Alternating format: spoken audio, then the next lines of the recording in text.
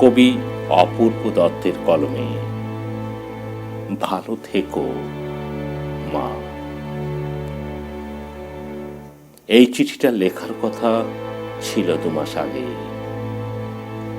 জানোই তোমার লিখতে গেলে খাম পোস্টকার্ড লাগে। আমি কি আর পোস্ট অফিসে একলা যেতে পারি? আমার যাওয়া বলতে কেবল পল্লবীদের বাড়ি।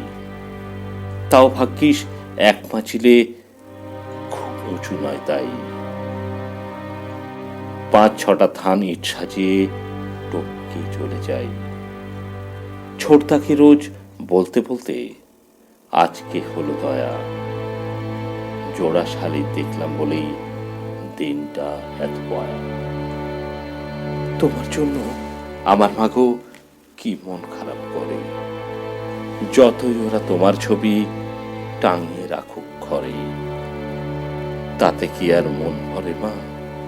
সত্যি বলছি শোনো। ছবির মা কি আদর করে, গল্প শোনায় কোনো? বাবা বলে তোর মা গেছে দূরে, অনেক দূরে, এই ধরে নে শিমুলতলা কিংবা মধুপুরে। বাবা ভাবছে রুমি বোধ হয় আগের রুমি আছে। উল্টো পাল্টা যা হোক কিছু বুঝিয়ে দিলেই বাঁচে। জানি না এই চিঠি তোমার হাতে পড়বে কিনা। তুমি তো আর আসবে না, তাই আসতেও লিখছি না। একটা কথা চুপি চুপি লিখছি তোমার শেষে। তোমার রুমি ভালোই আছে, তার সে নিজের দেশে। ভালো থেকো, আমার কথা মনে পড়লে বলো।